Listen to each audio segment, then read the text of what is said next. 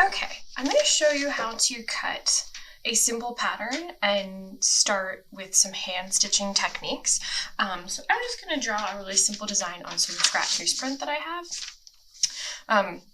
Of course, you know, when you guys are thinking about more wearable art and things like that, you're going to take some measurements and get a little bit more precision, right? So just trying to draw a little bit of like triangle-esque object, plus minus. Extend that out a little bit.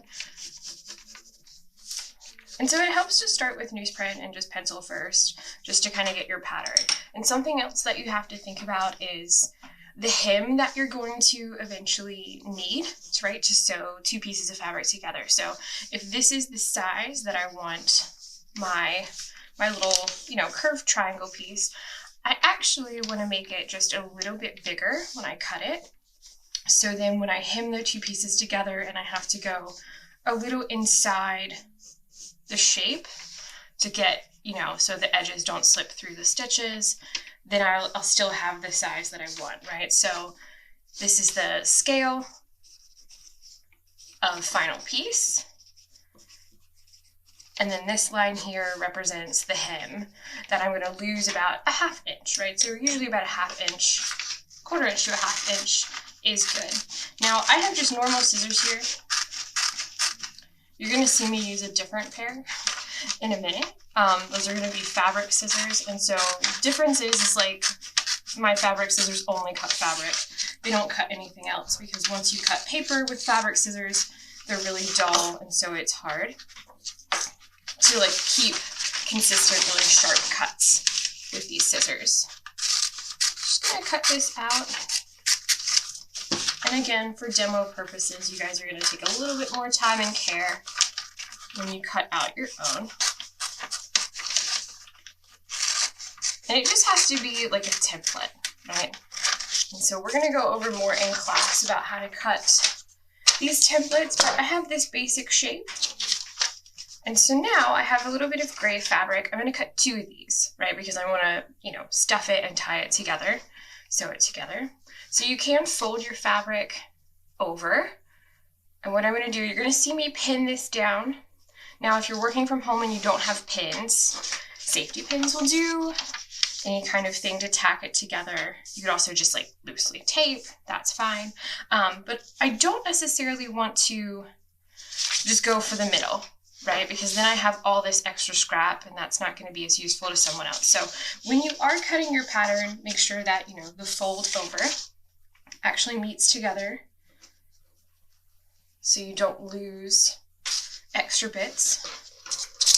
And you want to put it as close to the fabric as possible without getting too close to the edges, right? So I'm going to put my piece here. I'm just going to use some straight pins just to tack through. It's fine to just go right through your paper template.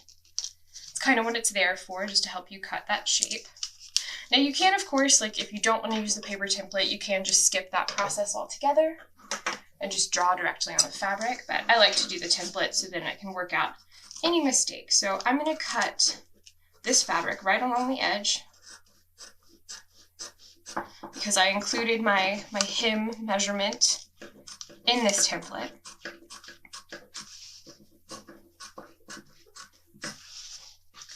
Working all the way around.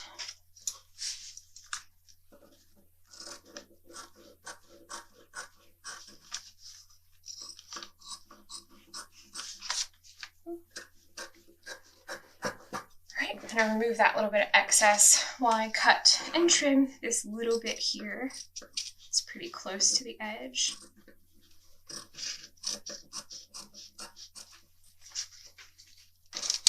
going to flip this around. And so what you should end up with, now of course I didn't necessarily have to fold this over. I could cut 2 pieces out, you know, separately. It's kind of however you want to do it. Pin cushion into view here. Take my template off, and now I have 2 identical pieces, right? So I'm going to hem these together. So when you're looking at fabric, there's usually a wrong side and a right side. This fabric you can't really tell, right? It's just gray on both sides, and usually there's a texture difference, so if it is one color, you can kind of feel. But for me and my intensive purposes, I'm just gonna, because I have a couple little stitches here, this is just scrap fabric, I'm gonna put that on the outside.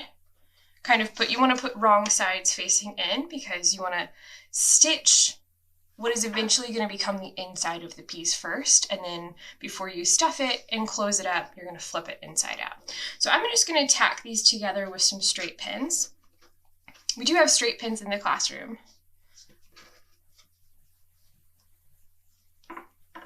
And again, I'm just kind of putting in maybe a 1/2 inch, maybe a little bit more from the edge of my piece, and that kind of thing, just to kind of keep it together. So my pieces are together. Something that I am going to show you, just a couple things, is how to thread a needle, right? So I have just some white, like all-purpose thread. I have this little jar of needles.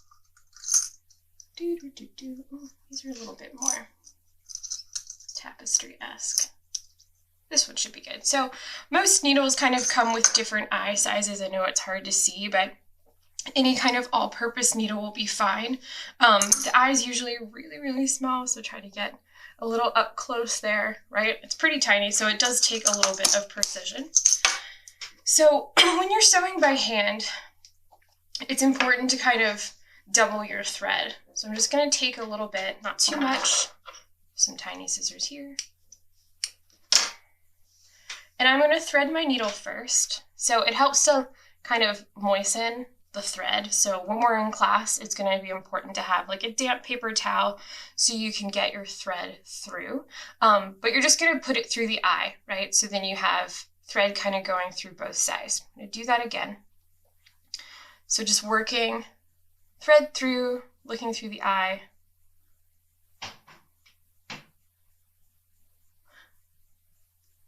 And go right through. It does take a little bit of finesse, right? Especially if I'm not wearing my glasses. Of course, why would I wear my glasses during a demo? You know, it's a little trickier than it looks. You'll still have to thread the needle even on the machine, so might practice first, you know, with just the hand stitch needle. Then I'm going to tie off a knot. I'm going to take both threads, pull them together, and tie off a knot. So I'm going to do at least 2 to 3 knots, just kind of over each other. You know, 3 is a little excessive, but I like to do more than 1 just to kind of have a little bit larger of a knot. So have my nice thread here, kind of good to go on the stitch. Since this is both like the inside pieces, as far as like wrong side, and I'm going to flip it out to stuff it, I can really just kind of put this wherever. So I'm going to start just on this little corner here. Just poke through, and you're just going to start a straight stitch. So there's a couple different ways. So now that I have my thread kind of in, I can kind of poke up right next to it and straight stitch. So what that means when you're doing the machine and you're straight stitching, it's just going to kind of go forward a little bit, and so a little bit too close to the edge. I need to pull a little bit more this way. Make sure your thread is pulled all the way through, because you will get tangles if you don't make sure it's nice and taut. So just a kind of simple stitch, you go in, and you go back up. So when you go back up, there's a couple of different ways you can do it. You can do more of a running stitch, which is where you kind of skip a little bit of space, kind of stitch along. And with the running stitch, you can kind of thread your needle in and out a little bit further, right? So you see how I'm kind of pushing the length of my needle through, pulling it out,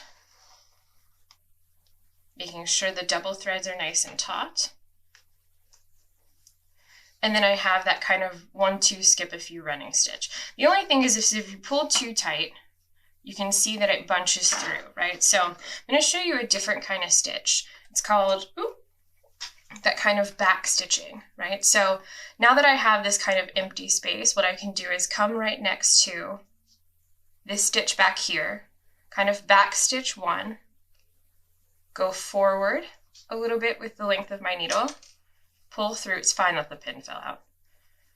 Kind of pull through And now I have a little bit more security. See how it's a little harder to kind of pull all of those threads through? So this back stitch is more along the lines of like what the machine's going to do with the bobbin thread, where it's going to be really hard to kind of pull it out, right? So this one, I mean, it takes a little bit more eye coordination, and you can't, do as many stitches all at once, but it will get you a little bit stronger of a hold. The running stitch is good for a couple things. Like if you just need to kind of quick tack it and it's not going to be, a key like structural support, then a running stitch is fine. Running stitches are also really nice if you want to add decorative elements. They can be really pretty to kind of create on the surface, and so on and so forth. So you see how this is a little bit more sturdy of a hold. Like I can't really like pull these through, and like it's harder to pull out in a good way, right? So back stitching. So I'm just going to kind of back stitch to the end here. And of course, if you are doing larger pieces, you can absolutely use the machines in class, but if you are working from home and you just need to hand stitch all of your elements, it does take a little bit of time, but it won't take too much time. So I'm going to go right to the corner here. Then I'm going to tie this piece off. Kind of pull through. Just going to do one more kind of back stitch, but I'm going to go really close to this needle here.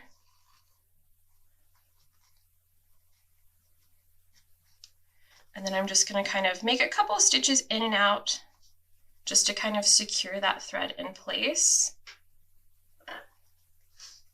Just kind of going up and down, not necessarily through the same hole. Doesn't really matter because both of these are the wrong side, so it doesn't matter what part the needle ends up on. So to tie off a knot, it helps to kind of have this needle, right? So if you're getting to the point where like your needle's here, that's going to be a lot harder to tie off on. So you do want to leave a little bit of excess, but you can kind of take it through, make your knot, and then you want to secure your non-pulling hand down towards the bottom of the work surface and pull tight, right? This is going to make sure your knot stays closer to the surface and doesn't kind of end up, halfway along your thread and then you're struggling to tie off the second one. So just make sure you make your loop, your knot, hold a finger down there to kind of secure it in place, and then you should be good to go. So I'm just going to do 3, mainly because I like doing 3. You don't have to do 3, 2 is sufficient.